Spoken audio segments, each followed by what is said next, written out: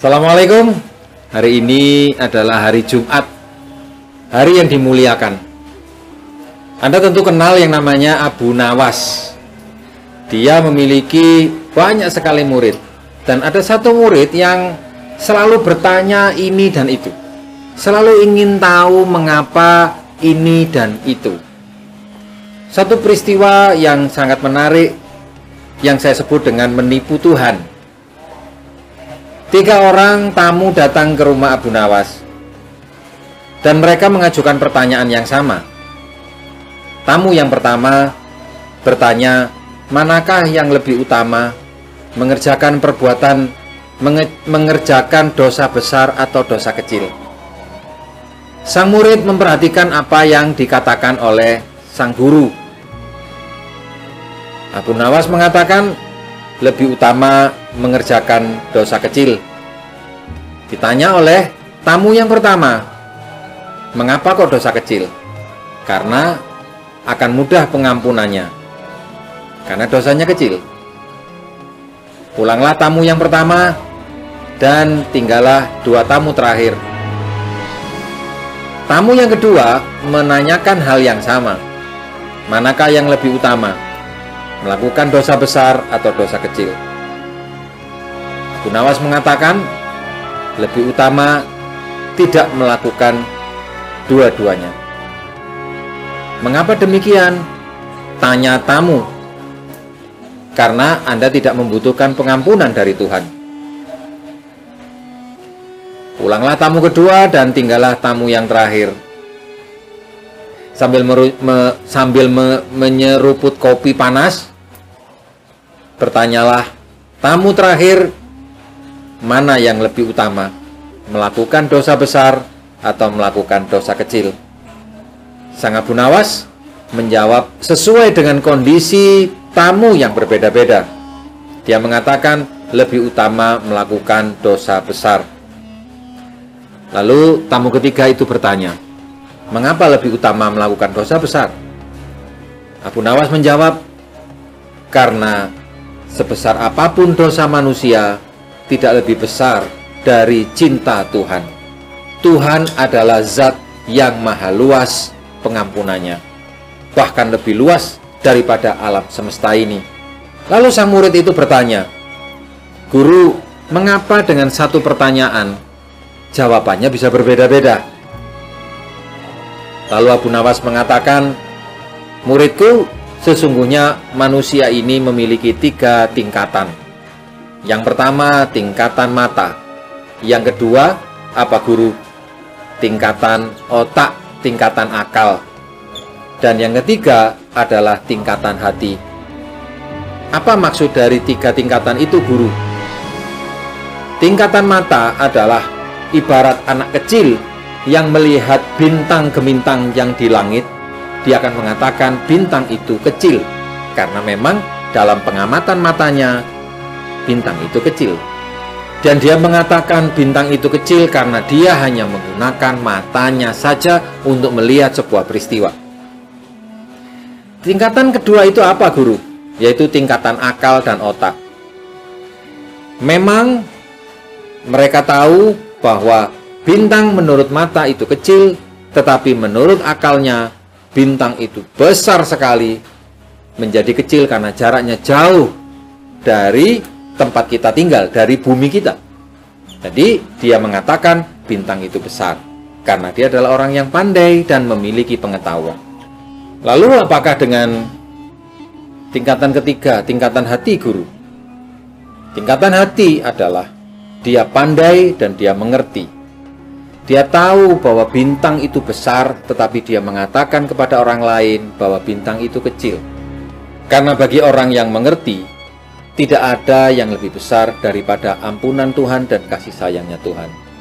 Ini muridnya sudah mulai paham mengapa pertanyaan yang sama jawabannya bisa berbeda-beda. Lalu murid itu bertanya kembali, Guru, mungkinkah kita menipu Tuhan? Iya, bagaimana caranya? Kita bisa menipu Tuhan dengan merayunya melalui pujian dan melalui doa. Kira-kira doa dan pujian apa guru yang akan membuat Tuhan itu akan menjadi tertipu? Karena kita tahu bahwa manusia tidak bisa lepas dari yang namanya kesalahan, dan bagaimana caranya kita bisa mendapatkan ampunan dari Tuhan. Saya ajarkan sebuah doa yang akan bisa menipu Tuhan. Arti doa itu mengatakan, "Wahai Tuhanku, aku ini tidak pantas menjadi penghuni surga, tetapi aku tidak akan kuat terhadap panasnya api neraka. Oleh karena itu, terimalah tobatku dan ampunilah semua dosa-dosaku, karena sesungguhnya Engkaulah Zat yang maha mengampuni segala dosa-dosa yang besar." Nah, rekan-rekan semua, tentu saja apa yang tadi saya ceritakan tidak bisa disambungkan secara langsung dengan apa yang kita kerjakan dalam hal ini bisnis ini. Tetapi dengan analogi yang mirip-mirip, saya banyak menjumpai bagaimana mentor saya menjawab satu pertanyaan tetapi dengan jawaban yang berbeda-beda. Karena level orang yang sedang diajak bicara pun juga berbeda-beda. Orang yang baru bergabung, ketika dia tanya, "Bisakah saya sukses di bisnis ini?" maka para mentor akan mengatakan, "Kamu bisa sukses. Kamu pasti bisa. Bisnis ini mudah, sederhana, dan menyenangkan."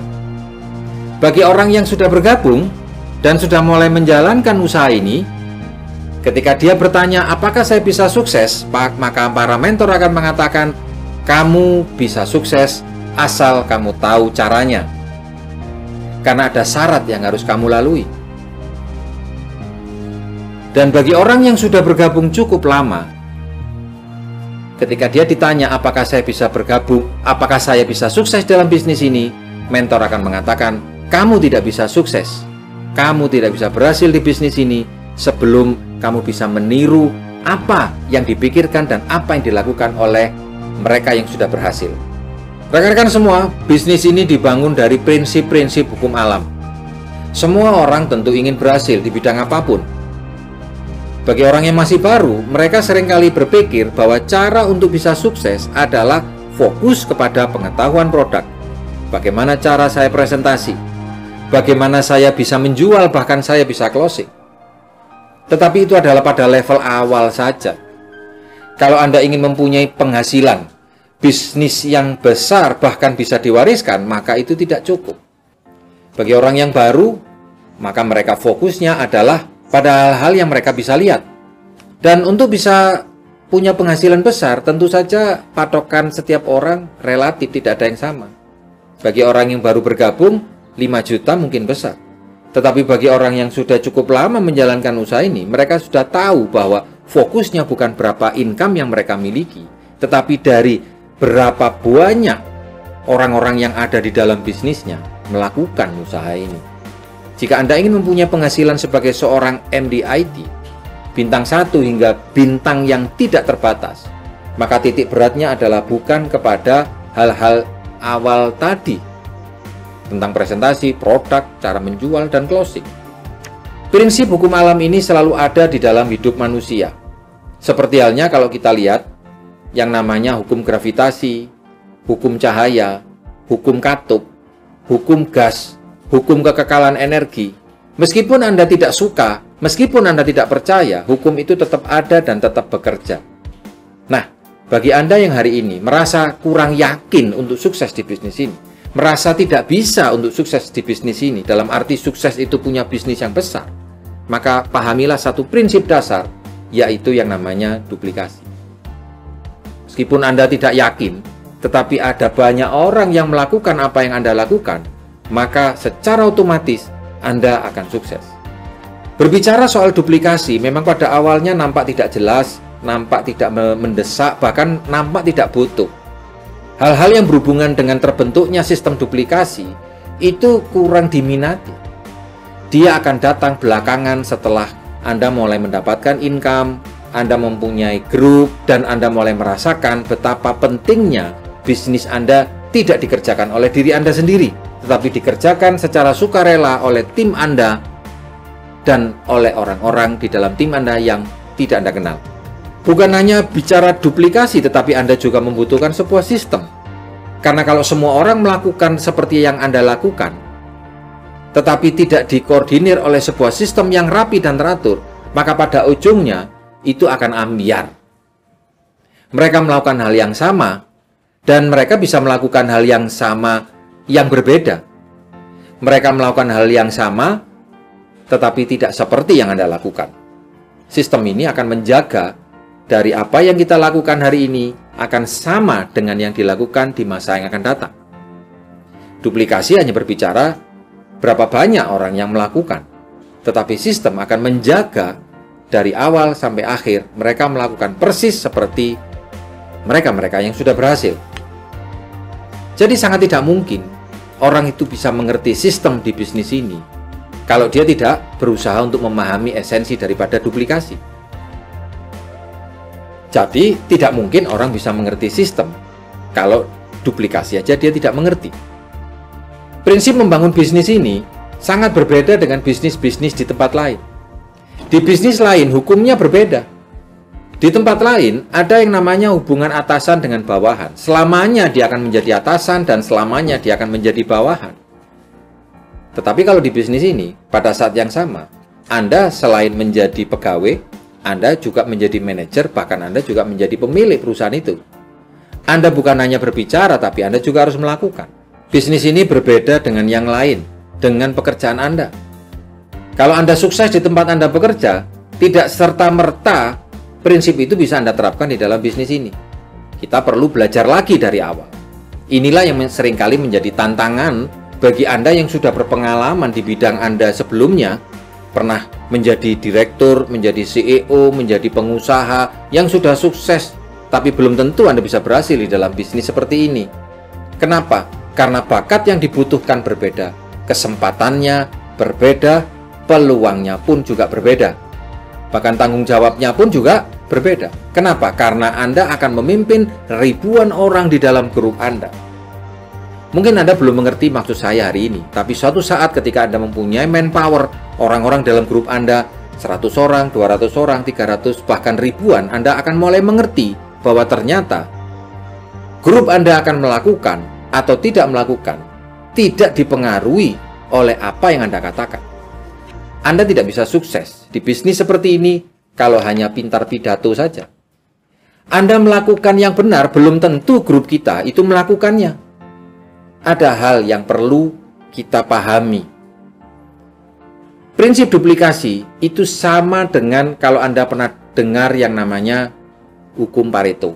Hukum Pareto mengatakan bahwa dari 100% hasil yang Anda peroleh itu dibangun dari 20%. Bisa jadi pada saat Anda belajar atau pada saat Anda mendengarkan kalimat saya hari ini, hanya 20% saja yang bisa Anda tangkap, sisanya Anda harus ulang lagi. Itulah sebabnya di bisnis seperti kita ini, ada yang namanya pertemuan, ada yang namanya e-pro, ada yang namanya konsultasi. Untuk terus-menerus menyelaraskan pikiran kita, menyelaraskan langkah kita sesuai dengan yang diminta oleh mentor kita agar Anda presisi suksesnya. Bagaimana cara Anda menghandle orang lain? Bagaimana cara Anda berpikir ketika grup Anda mengalami masalah? Kita perlu belajar langsung dari para pelaku yang sudah sukses di bisnis ini. Bukan hanya sekedar Anda melakukan poin-poin yang sudah disampaikan oleh mentor Anda. Karena itulah Anda lalui proses membangun bisnis ini dengan tahapan yang benar. Tahap pertama adalah Anda melakukan saja. Anda lalui saja. Menjadi seorang core person, naik menjadi core leader, naik menjadi Excel, naik menjadi BP. Menjadi seorang bisnis partner. Itu masih tahap pertama. Tahap achiever, tahap meraih sesuatu. Mulai masuk tahap kedua, yaitu Anda mulai merawat dan mulai mengembangkan bisnis Anda melalui tim unit Anda masing-masing. Unit adalah sebuah komposisi organisasi di mana Anda punya peringkat yang berbeda. Anda BP, grup Anda masih BE. Bagaimana tim Anda yang masih BE ini bisa berkembang, bisa melakukan dengan benar.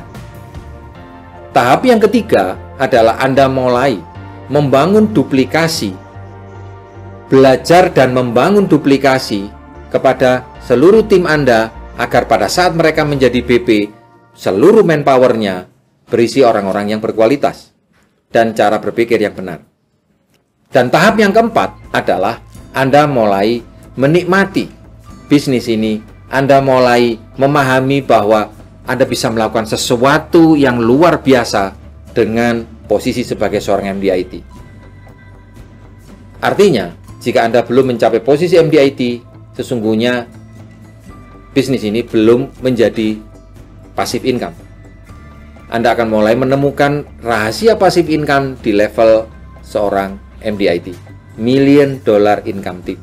Lalu apa yang perlu Anda duplikasikan? Setidak-tidaknya ada 3 area yang perlu Anda duplikasikan. Yang pertama adalah mindset dan belief Anda terhadap bisnis dan seluruh komponen yang ada di dalamnya, termasuk produk, termasuk asuransi. Yang kedua adalah cara kerja dan bagaimana Anda membangun impian Anda. Yang ketiga adalah komponen-komponen penting yang ada di dalam vital sign, parameter untuk sukses di bisnis ini. Apa itu vital sign? Vital sign adalah parameter bisnis Anda disebut sehat ataukah tidak. Di antaranya adalah diukur dari jumlah pertambahan manpower Anda, jumlah orang yang Anda sponsori secara langsung, pertambahan kedalaman di dalam grup Anda, jumlah orang yang belajar melalui seminar dan melalui e-pro, jumlah orang yang melakukan presentasi 15 kali dalam 1 bulannya. Ada 20 komponen vital sign yang perlu Anda pelajari untuk Anda mempunyai bisnis yang bisa diwariskan. Nah, berbicara mengenai soal belief, ini sama halnya dengan berbicara mengenai persistensi. Karena salah satu komponen penting di dalam vital sign adalah mencapai persistensi 85%, persistensi omset. Kita tahu bahwa industri asuransi adalah industri keuangan yang mengedepankan konsistensi di dalam membayar premi sampai kita tutup usia. Jadi, untuk apa punya banyak nasabah? Untuk apa punya banyak orang yang bayar premi, tetapi dia hanya berjalan cuma 1 bulan, 2 bulan saja? Berbicara soal persistensi, ini adalah hal yang krusial. Apa yang menyebabkan persistensi kita itu akan terjaga dengan baik? Ada 4 hal yang akan membuat persistensi bisnis Anda akan berjalan dengan baik. Yang pertama adalah belief mereka. Yang kedua adalah raw materialnya, atau kapasitas dari orang yang membeli produk ini. Yang ketiga adalah sistem informasi yang sudah disediakan oleh perusahaan untuk secara terus-menerus mengingatkan tentang bagaimana cara mereka membayar preminya. Dan yang keempat adalah services kita, edukasi kita sebagai seorang agen. Jadi teman-teman, di era revolusi industri 4.0 di masa yang akan datang, tidak bisa 100% bisnis ini dibangun oleh sistem digital. Kalau cara pembayaran bisa menggunakan sistem digital, tetapi untuk membuat orang itu mengajukan klaim ketika mereka mengalami kesedihan, mereka mengalami kesusahan, membutuhkan manusia. Itulah sebabnya saya tidak pernah khawatir menjalankan usaha ini, meskipun semuanya serba digital. Karena semakin membutuhkan sistem digital, peran manusia menjadi semakin dibutuhkan untuk hal-hal yang berhubungan dengan empati, dengan simpati, dengan bagaimana ketika ada nasabah kita yang mengalami kedukaan, kita bisa menolong mereka, mengucapkan bela sungkawa kepada mereka, dan itu tidak bisa dilakukan oleh mesin. Nah, saya percaya seluruh tim kita ini sudah memilih raw material yang tepat. Kita tahu bahwa kalau kita mencari nasabah, kita cari nasabah yang punya kemampuan finansial. Kita tahu bahwa cari nasabah yang memang berkualitas. Saya percaya bahwa seluruh tim kita ini presentasinya sudah benar, edukasinya sudah benar, bahwa asuransi tidak diniatkan untuk sebuah investasi, tetapi diniatkan untuk sebuah proteksi. Tetapi ada satu hal yang menjadi missing link, yang menjadi tantangan kita semua, yaitu menanamkan belief pentingnya memiliki proteksi. Saya saja bergabung di Allianz ini, bergabung tahun 2013, baru mengerti arti sebuah produk proteksi 2-3 tahun yang lalu. Membutuhkan waktu 3 tahun untuk saya memahami bahwa berbahaya sekali kalau saya tidak punya proteksi. Rasa-rasanya proteksi itu adalah sesuatu yang bisa ditunda, sesuatu yang bisa digantikan oleh yang lain. Toh kita masih sehat, mumpung masih sehat, ya kita cari uang yang banyak. Nanti kalau uangnya sudah ada, baru polis itu dipulihkan, baru saya buka asuransi lagi. Dan itu proses belief tidak bisa dipercepat, tidak bisa di-shortcut. Inilah tantangannya. Kenapa banyak pengusaha tertarik menjalankan bisnis ini, tetapi dia tumbang di tengah jalan. Karena para pengusaha memahami untuk menciptakan faktor kali, itu dia bisa lakukan dengan uangnya. Nah, di bisnis ini, untuk membangun sebuah belief, sebuah kesadaran, tidak bisa dengan menggunakan uang. Anda tidak bisa bayar nasabah Anda supaya dia percaya bahwa asuransi ini suatu hal yang penting. Anda harus edukasi mereka, Anda harus ciptakan sebuah lingkungan yang mereka merasa berada bersama orang-orang yang tepat, bukan para penipu. Bukankah banyak sekali isu yang beredar di luaran sana bahwa agen asuransi hanyalah para penipu? Selama mereka percaya asuransi adalah menipu, maka orang-orang yang di dalamnya adalah para penipu. Dan mereka tidak akan pernah mendengarkan Anda dari hati mereka. Dia hanya melihat dari faktor untung dan rugi. Sedangkan membangun belief itu tidak dari untung dan rugi, tetapi dari sebuah rasa percaya, rasa peduli, dan rasa tanggung jawab. Mari kita sukses bersama-sama, dan kita terus-menerus belajar, dan kita tetap mendengarkan apa yang dikatakan oleh para mentor kita. Silakan Anda komentar di kolom di bawah ini tentang pengalaman Anda atau apa yang Anda peroleh dari apa yang saya sampaikan. Mungkin Anda juga punya ide yang mungkin menarik untuk bisa kita kupas. Siapa tahu pengetahuan kami bisa membantu Anda. Dan jangan lupa klik subscribe dan bunyikan notifikasi lonceng agar Anda mendapatkan informasi secara berkelanjutan. Terima kasih. Assalamualaikum.